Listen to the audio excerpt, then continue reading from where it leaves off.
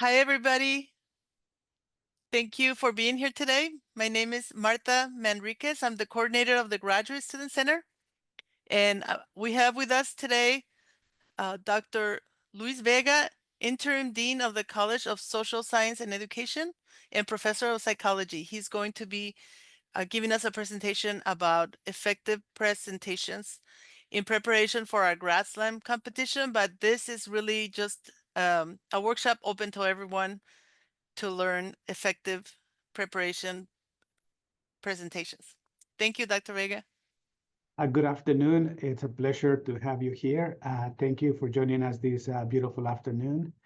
Um, Presentations, effective presentations, definitely is something that we all can be improving, ongoing. And so what I present today, take it just as a framework, prototype of when you do presentations, how can you leave your audience with a very memorable message. And if you are able to do that, that means that later into the future, when they think back, they'll be able to remember anywhere from 1 to 3 things. And if you think back to when you went to elementary, middle school, high school, and you try to remember teachers and courses, you're going to be surprised that mostly you have forgot things. But occasionally there will be one class or one professor that you will remember, something that was very impactful. And so that's what we're striving for when you do presentations, to have people remember what you said and your message, obviously. So let me share my screen and start this presentation. Again, thank you for being here. It's Grad Slam 201, effective presentations. Look, we forgot an S. Learn how to structure your arguments and present your research in a 3-minute presentation aimed at non-specialist audience that showcases graduate student research. And you can call this the elevator speech, where, oh, I still haven't shared my screen. Do I have it in the right place? Yes. Um, Yes. okay.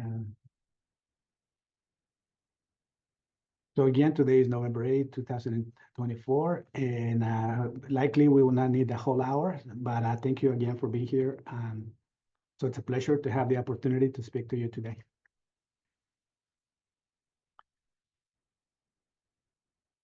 So I would like you to think as in one sentence, the gist of these presentations as bringing about a minimalist approach to presentations. Less is more, show me, have a story.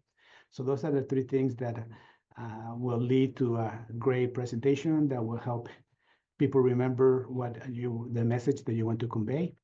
And this is in preparation for CSUB 6th Annual Grad Slam, which is going to be a competition here on campus on December 6th of this year, 3 to 5 p.m. So I am really happy that you will be able to present. And obviously I wish you luck, that you all have a good chance to win the first prize. And you will see a little bit about the Grad Slam presentation at CSUB as I move through this presentation.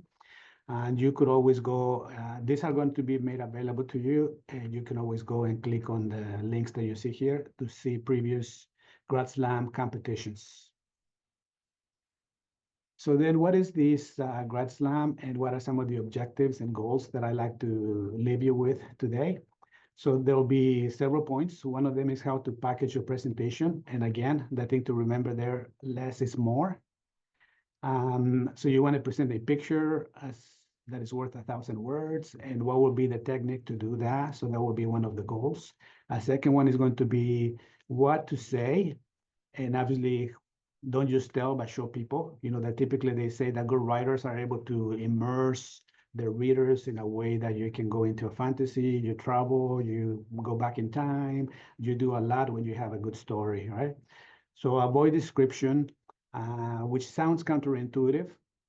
And what I mean by that here is to explain. So when you explain, the description will come by itself, right? Because I know you typically when you read, you see how writers have to describe a scenario, put a context in place, and that's description. But when you describe, You tell people where you're taking them on what type of journey, and then just part of that journey is the description is just embedded in that. And I put a good example there. I'm stressed, right? But if you put I'm sweating buckets, or you use a metaphor, you can put people in the Sahara Desert, you're in the Mojave Desert, and a lot of times that immediately kind of creates a description in people's minds, because we all have the reason for that is when you think of something is very tasteful, right? When you think of that, we all have different senses that are activated, and you will think of different things. So when you explain, that's what you're able to do. People create pictures of how they see based on their own personal experiences and background. So that's one of the reasons. So I mean, description is still good, but again, by going into explanation, you're able to convey more information. Then the other point that I have here that will have sub-points is applying who are you trying to reach, where, what, when to your story. And typically you'll be talking about research, and your research is, if you're using participants, maybe you're working out in the biology field where you have to go into the wilderness. What are you trying to convey? Maybe it's drought and the effects of the drought. When? Well, in the last few years when we haven't had a lot of rain. So you see how once you have a story, those are embedded elements that have to be covered in order to have a good story. And typically we don't think like that. But and some of these research presentations that you will be doing may have more of one element, like what? Like in your chemistry, you may have to explain formulas, the elements. If you're something that is going to be a presentation that really requires um, specific people, and whether that can apply to other groups of people or other locations, right? So then it's important that you elaborate more on those elements of where and who and when also, right? And again, the secret here is going to make it interesting, to create passion, so that people will want to know, will be motivated to listen to you. And then the story is going to be something that it's probably funny, maybe it's um, answering a question that is a difficult question. It could be a mystery, it could be something that touches people, right? Which would be emotion. It could be something that is counterintuitive, and logic itself cannot answer that. So notice that, or sometimes it's just the person who is presenting this in the topic, so we can call that charisma too. So we're gonna go over these different elements, and I will try to illustrate what each of these goals, how is it that those become important in your presentations.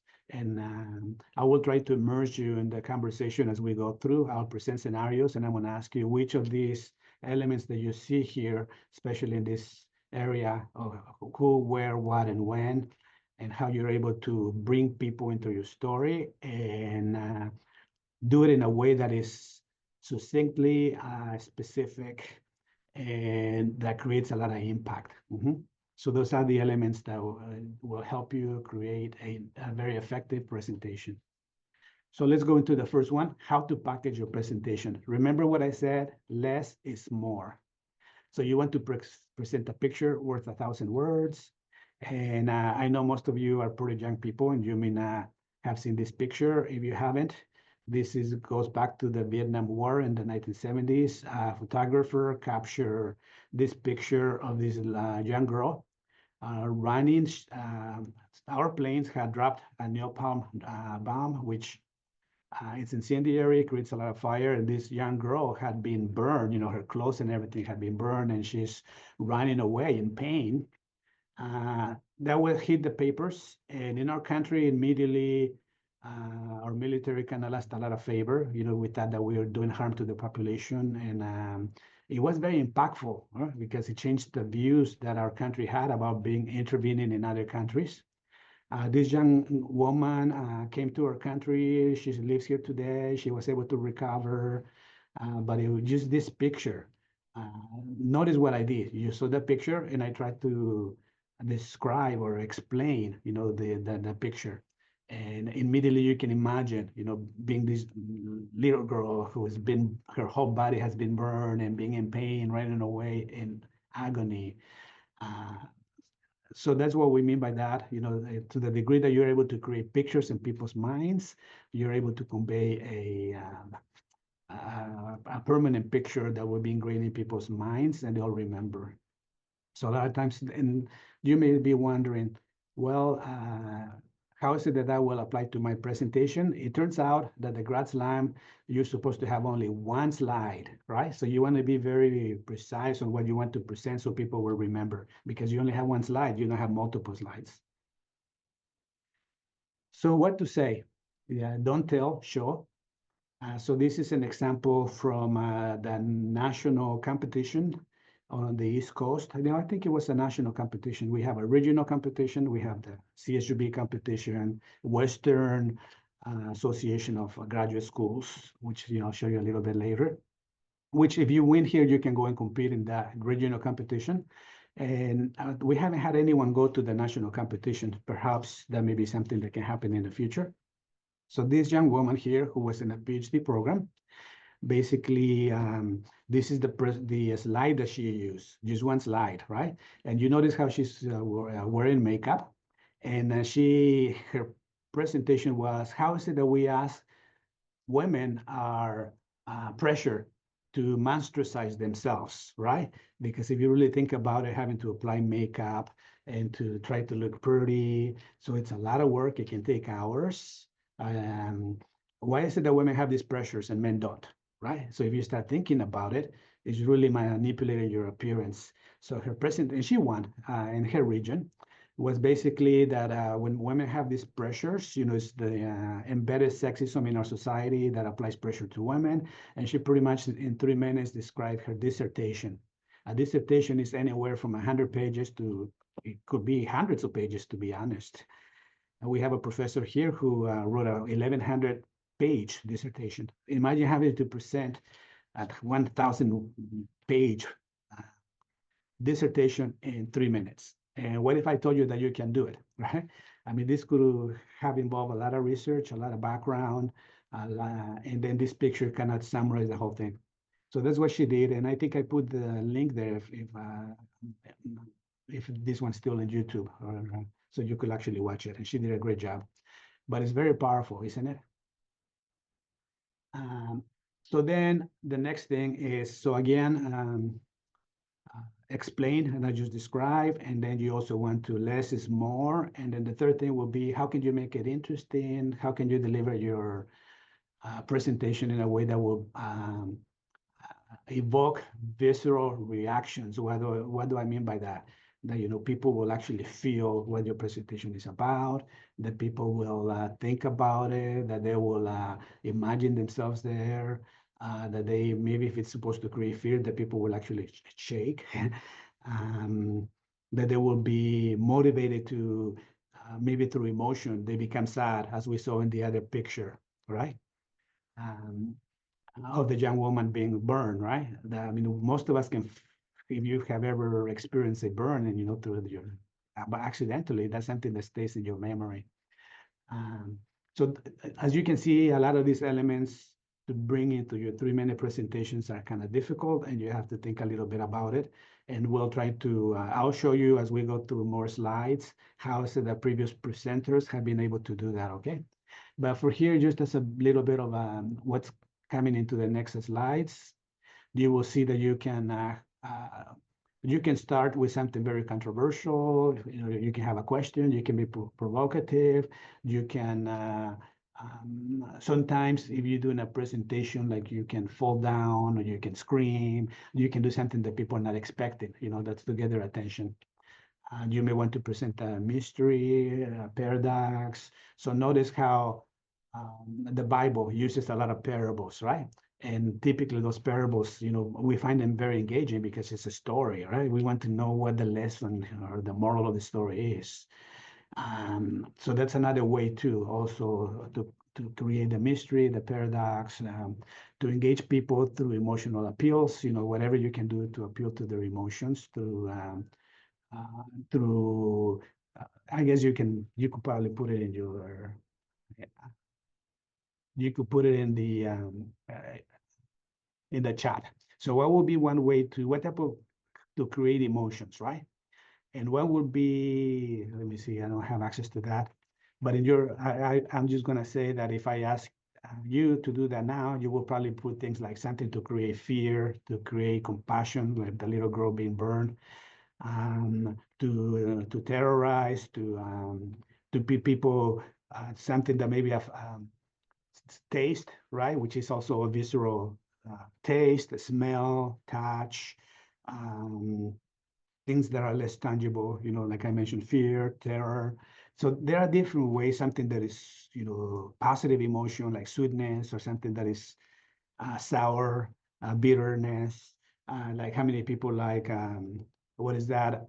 When you go to a Japanese restaurant, you the wasabi, right? So if you make the mistake I made thinking that it was guacamole, right? And I took a full spoon of this wasabi, right? And if you have had wasabi, you will immediately be able to, oh no, you will immediately be shocked, right? So here is this story that you see, now you see it. I was very impressed by this blank PowerPoint. That was Australia. This young woman presented this, and you see a blank um, slide, and you wonder, what is this about? There's nothing there. But what if I tell you that this young woman spent 3 minutes and she won the competition? She didn't have to put anything in her slide. And the reason for that is that she went on to explain privilege, right? And the point was that privilege is invisible. So if you're a minority, right? If the people don't see you, you're invisible. If you're a woman, um, you're invisible. So she went on to say that minorities, a lot of times, they're ignored, they're invisible, they're just a blank, and did a great job.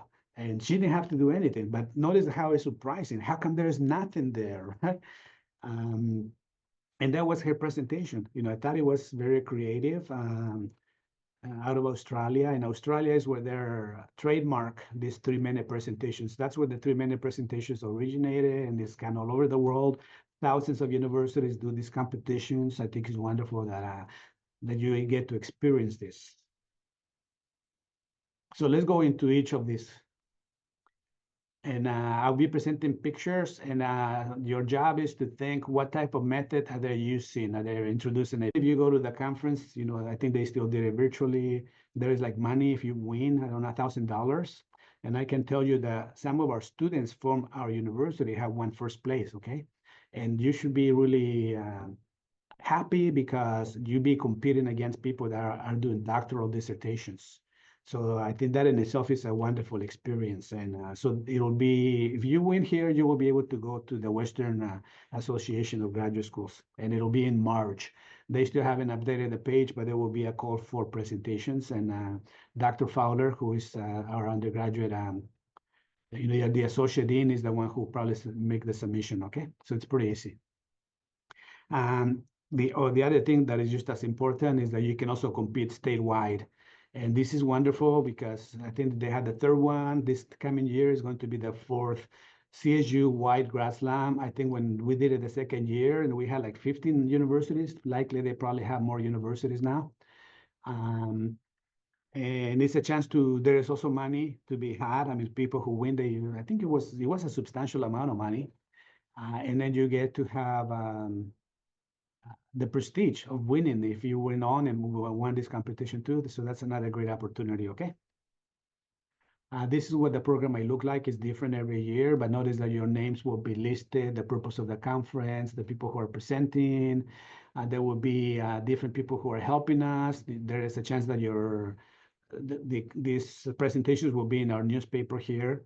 And there will be judges, people who have prestige, prestigious alumni, professors will be there as judges of your presentation. So here you see 2 years ago or so, we had some influential people in the community who came and were judges of the presentation. So obviously these are the group of people that you want to impress.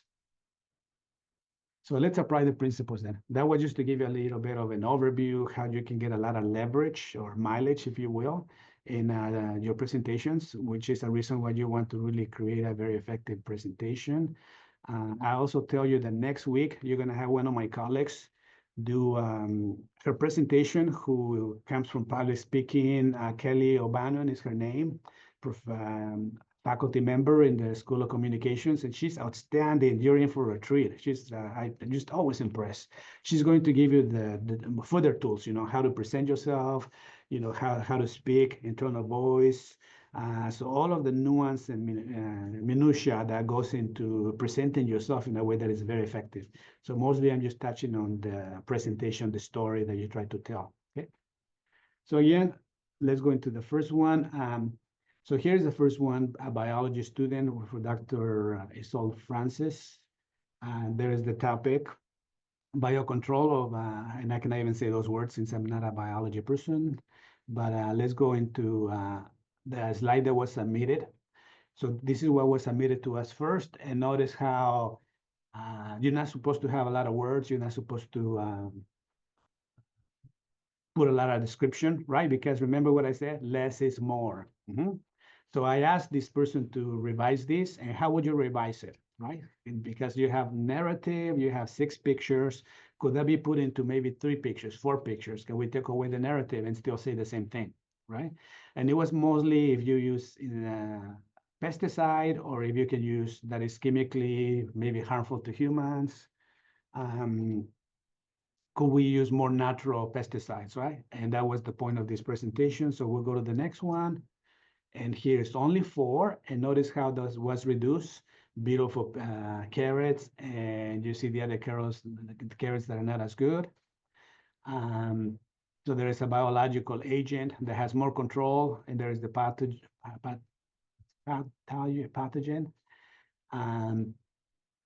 So this is how they're sick.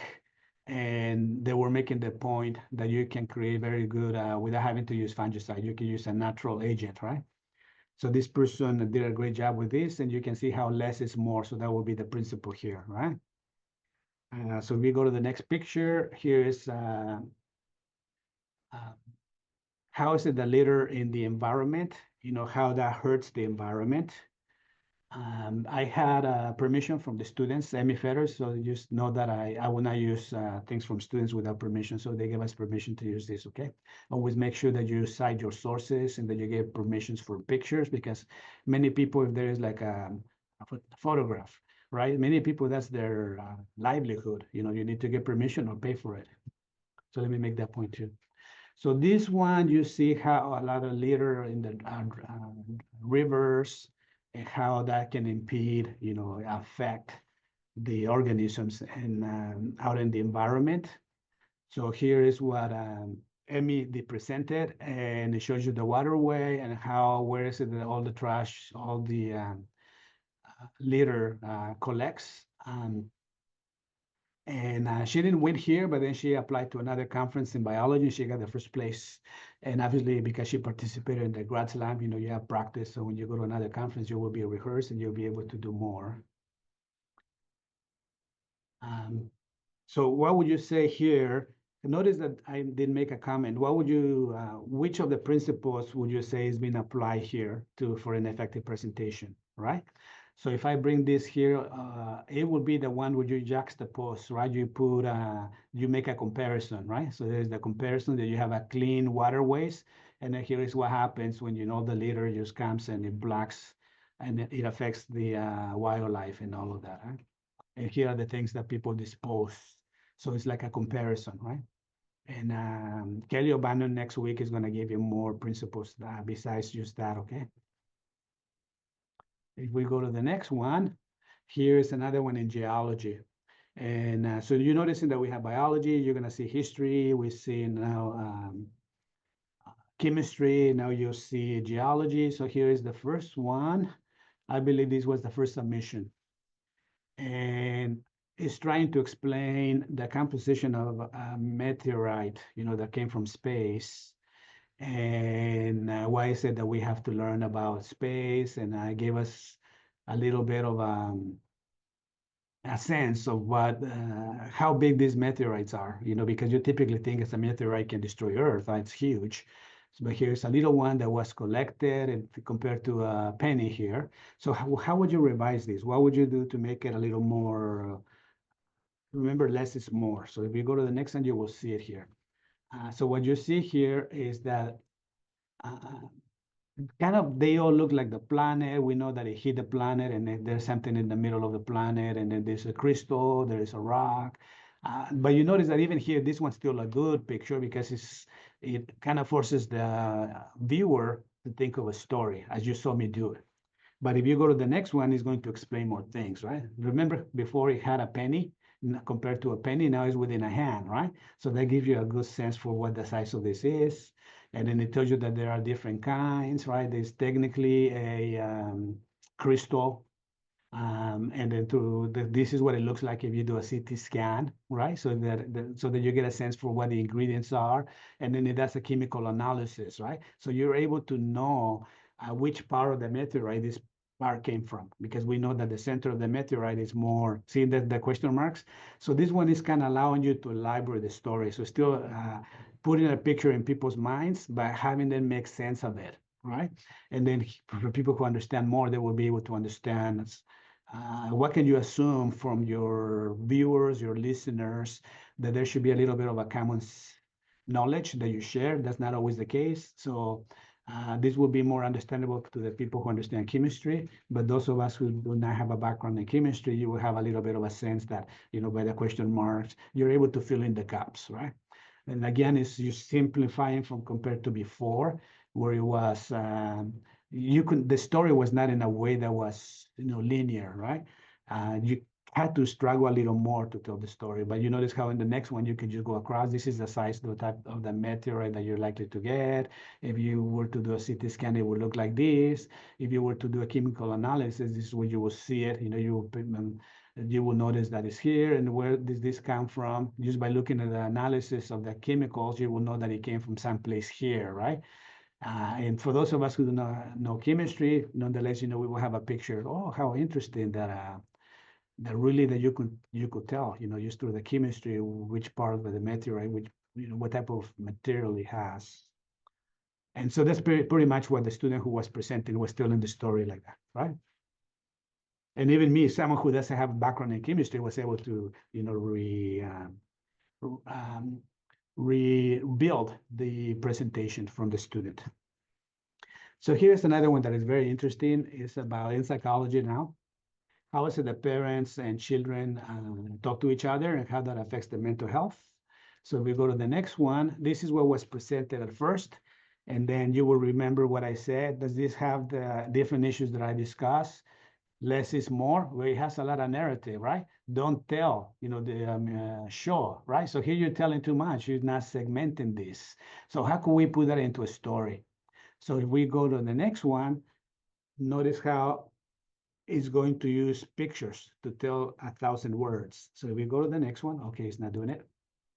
So here it is. You have child, parent, and then notice here, this is a word cloud. I think that's what they call it. And it was put into a mother and child, right? So it's, even though you still have a lot of words, but you don't have to read anything. You just look at the picture and it tells you what it's about, right? That how the parent and the child talk to each other, how they communicate, that is going to create all of these things that you see here, right? Family roles, societal factors, historical factors, age, sexual orientation, gender, race. The picture is the 1,000 words, right? It really is encapsulating all of those elements. And it goes on to say that obviously you want to have good communication because that will affect mental health in terms of treating the child well, not having any adverse effects, as they grow up, and how parents who are very loving and everything, as you see here, will produce great parents. And so that's what this presentation was about. But notice that compared to this, you see the story there, right? It's telling a story, and you could present it as a mystery, right? What the most people have dysfunction in the family because they have loving parents. You could start with a provocative statement, right? Why is it that so many, like 9 out of 10 people need therapy at one time or another in their life? Yeah, so you're making a provocative statement. You're presenting a mystery. Why is it that what goes wrong when our parents talk to us? Then you do a comparison. See how this picture is using many of the elements that we mentioned, right? and use the picture by itself. And then it's easier because your presentation just guides itself. You don't have to say first, second, third. It just flows. And that's important because you only have 3 minutes. Um, so here is a paper that was done like 40 pages, and it was a very amazing topic. So the reason I put it here for you is that it was a literature review, and that you want to make it in a way that it just flows, right? You're going to use words and a stylistic style that will tell the story, and that people will be interested in listening to you. So I don't have a picture here, but I wanted to show you that when you do these things systematically like this, so the topic is very interesting. Absent fathers on daughters' emotional, cognitive, and behavioral development, right? So typically I call this a 3 by 3, right? So there's 3 things that will be discussed: emotion, cognitive, and behavioral. So there is each one. So when the father is not present, and then you will see a strategy here. So that your presentations will have a strategy. When you are preparing your speech, you want to carry people through the emotions. So you see here that for emotions, that a young woman can have a very strong armor, right? That they had good parents. And then if something goes wrong because the parent didn't do a good job, you're going to hollow those emotional shields. You weaken them, and then that could lead into terrible things. The young woman, as they grow older, they're not going to have confidence in everything. And then how do you bridge this emotional chaos? Surprises and pitfalls. So notice that even the words that you use, bridging the emotional chaos, emotional shields, emotional armor, hollowing, bridging, and you will learn about this next week. This was just an example how what you will see next week connects to today, that you will use a stylistic, rhetorical, uh, anything that syntax, mechanics, everything you learn in your English composition that you used to write and speak well, that you could actually use this to your advantage.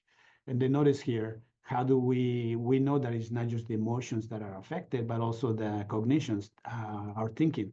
So flourishing, diminishing, expecting the unexpected, creating a super kid so that they can reprogram their mind not to be affected by bad parenting. And then obviously, how do we make sure that they don't do the wrong things, like get pregnant, do drugs. So if you have good parents, you can optimize the comportment or behavior of young women, but they can also do damaging actions. And then unforeseen outcomes, how can you prevent it? So notice the strategy that I mentioned, that here is the best case scenario, worst case scenario, how do we fix it? Best case scenario, worst case scenario, how do we fix it? So when you have a strategy like that, it's very easy to write your research, to speak about your topic just by this. That there is a strategy. That's the main point to your story. Is going to have a flow, and people will know where you're going, and they want to listen to you. So let me give you one from history now, right? Which is also very fascinating. This one won, and the year that this person participated. So here's what was submitted to us, the first one. And he wanted to show the communist China, many of the principles they used at that time of resistance, revolution, kind of applied to, in our country, to the Chicano protests, right? So in Los Angeles, many students went out to demand rights of having good teachers, or being allowed to have a good education, right? So it was showing how is it that social movement kind of shares similar strategies, if you want to be effective and create social change. So that was the original submission, and then we go to the next one, Chinese poster, sociological cinema. So they did it through theater and showing how we can empower people. Um, so that's what this student did, presenting she was in history and told a very good story.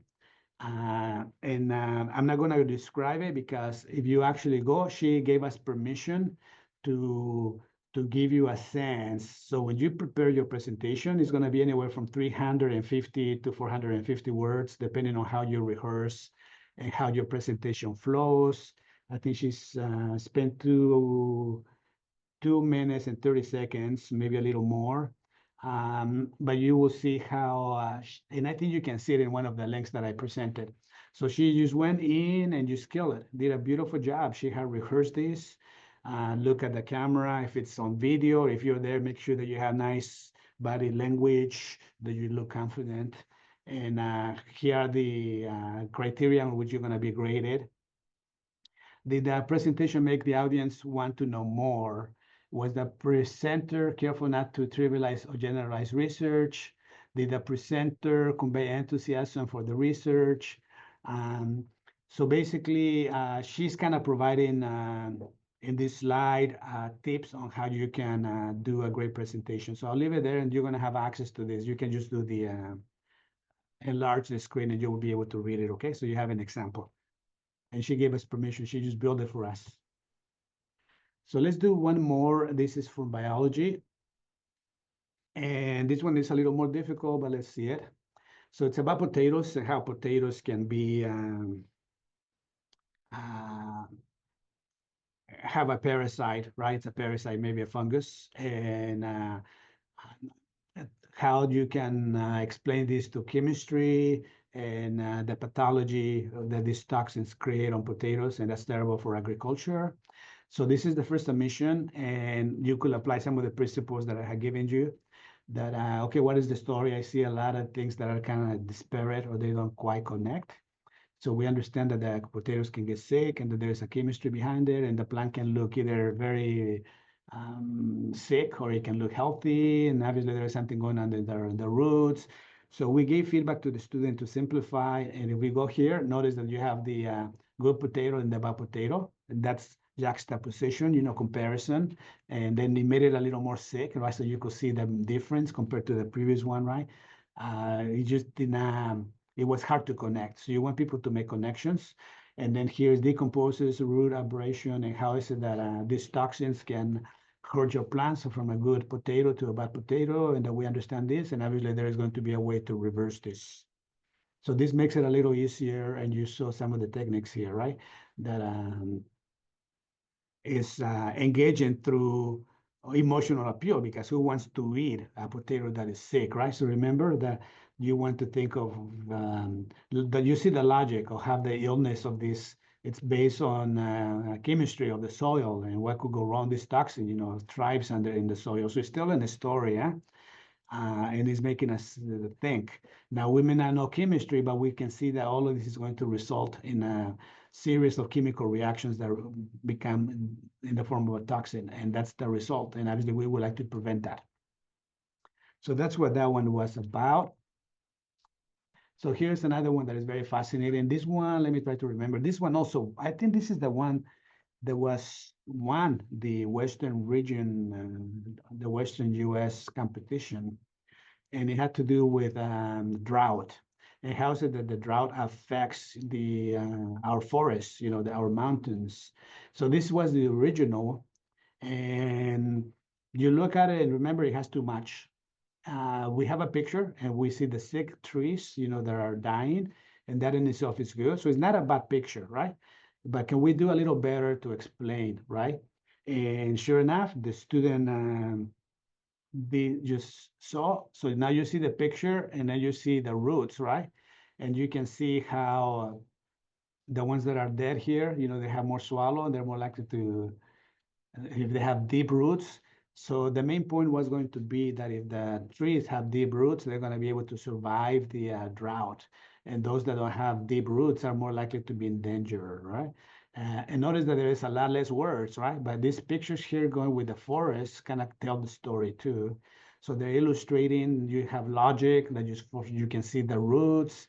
It's a mystery. That why is it that some trees are dying and not others? Remember, one of the issues I presented here is a mystery, right? How do we explain that mystery? Then we have the comparison.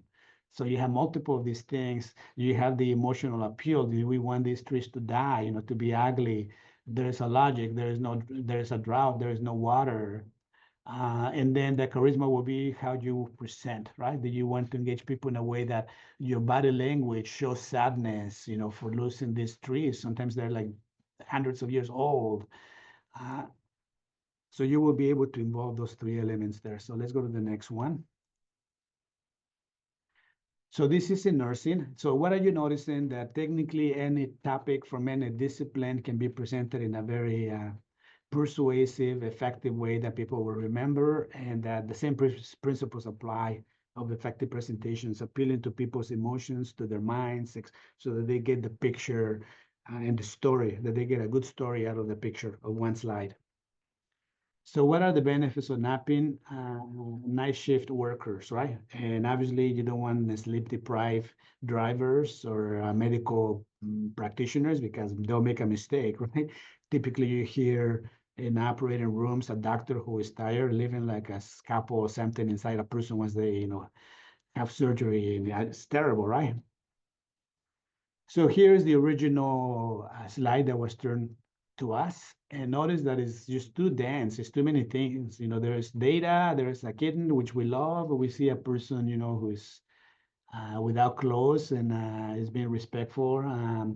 It has all of the things that could go wrong. So it's just telling too many things, right? Remember, one of the dictums here is less is more, right? So this has too much. So let's go and see how this was simplified. Now it's 3 pictures instead of 4. And they still have a lot. Even for me, I would say that we still have a lot. But now it's just a little different. It combines different things. We know that if you don't have sleep, no nap, right? You see the picture there. You have all of these problems. If you have a nap, you're going to be a happy puppy, right?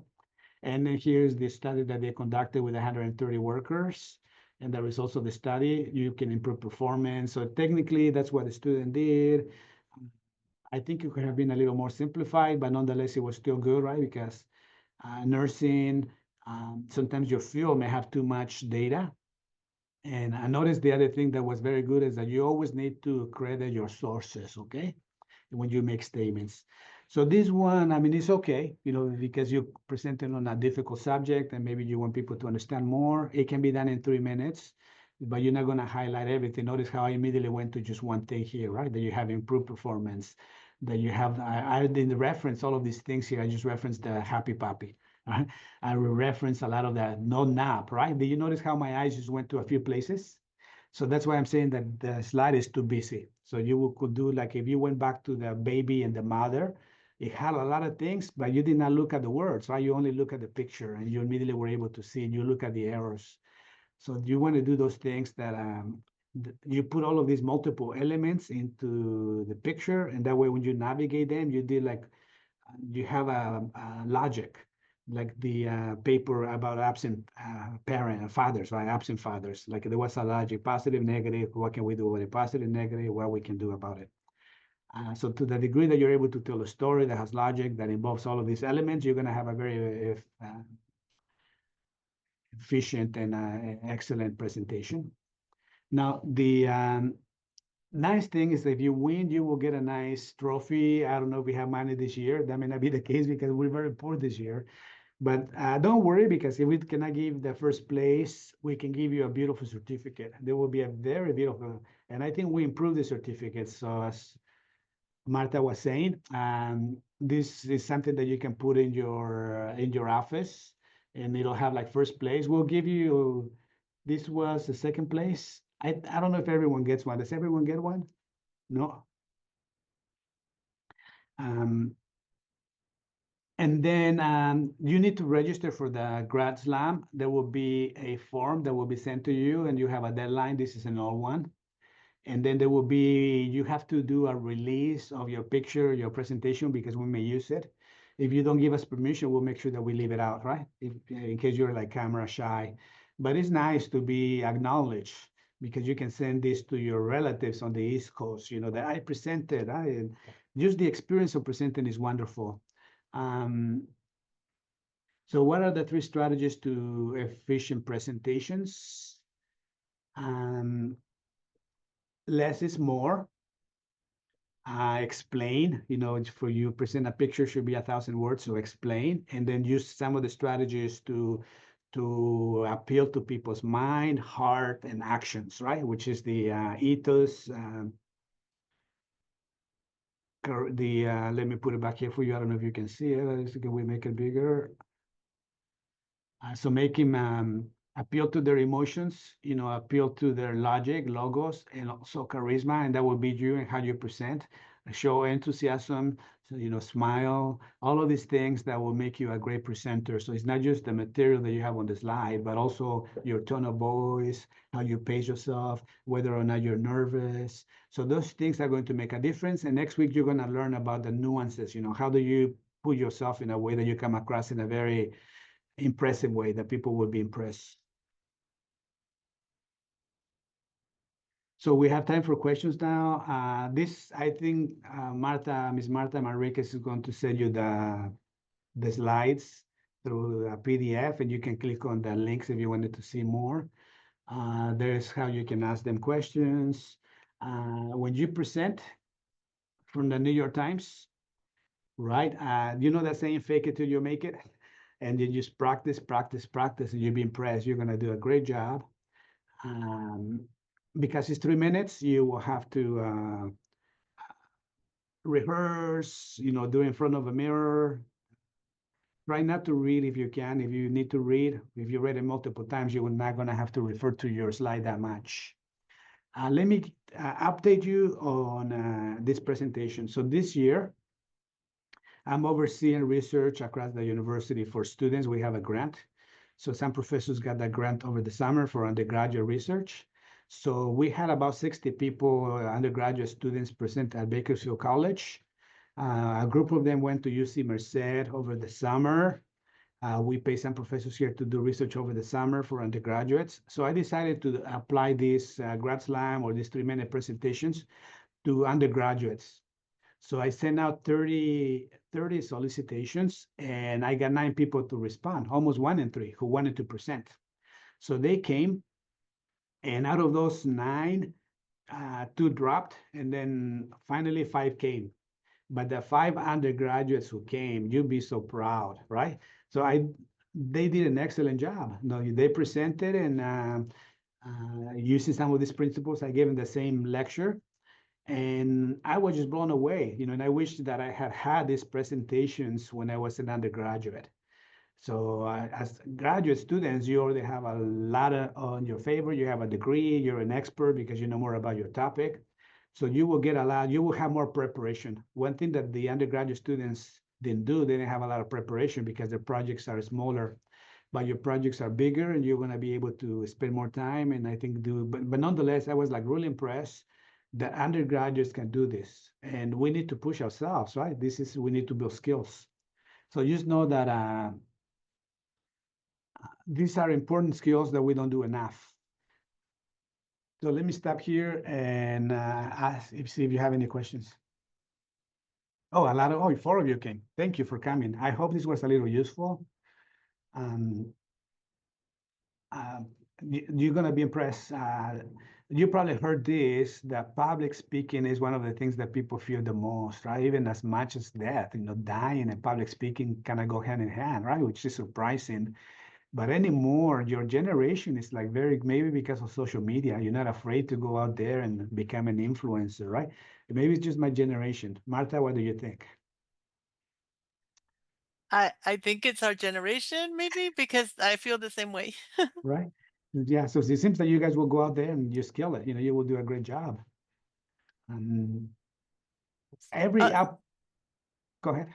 I was gonna say, I'll send you the link for next week's public speaking um, Zoom workshop. It's really great. She does a great job. So I hope you guys can come. Yeah, she's super impressive. She's really impressive. Okay, her name came to me earlier. O'Bannon, Kelly O'Bannon, right? Kelly Yeah, O'Bannon. it's She's been here a long time. She's outstanding, truly outstanding. Please come to her presentation because you're gonna be blown away. If you remember anything in the future, will be her presentation because she's that good. Let me see what else can um, one of my favorite authors is Awaken the Giant Within. Let me see, what's his name? This famous motivational speaker. I'm just not remembering today things. Um,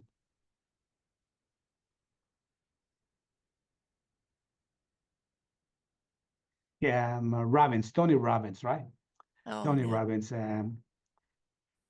he wrote a book, Awaken the Giant Within, and it's one time in his life when he hit rock bottom, and he was very depressed and overweight, and he just was not happy. And one day he sat down, he was in the bathtub, and Dad, what will it take for me to be successful? Well, if I was like a great speaker, motivational speaker, I can go talk to people and people will pay me for that. And then he said, what would it take to be a great speaker? Well, I have to be a good speaker.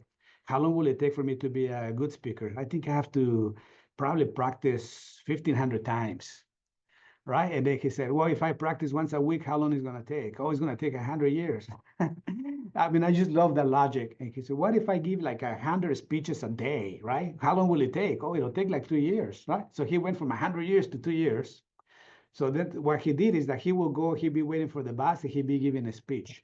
Before he went to bed, he would be giving a speech. He was, in the bank, and he'd be giving a speech, right? And initially people look at him really weird, but then he found himself that people were following him, right? Because he was just getting better, right? He was better at telling stories, huh? So I guess the moral of the story is that practice will make you a great speaker. You just have to put yourself in that situation, just do it. And before you know it, you're gonna do terrific. It's true for everything. So if you write a paper, you have to revise it, right? Initially, you have to revise a lot, and eventually you become a good writer. You don't have to revise as much. But even good writers always revise. So just know that there will be a little bit of an investment, okay? So other than that, thank you so much. You guys have been terrific. Maybe you thank you for coming. I don't know if I think you were listening for the most part, right? But it's a pleasure having you here. I'm going to wish you luck. I will try to come to the Grad Slam and support you. I'll be cheering for you. And I know you're going to do a great job. I hope you can wish you luck to win so that you can go to the state competition and that you can go to the WAGS, the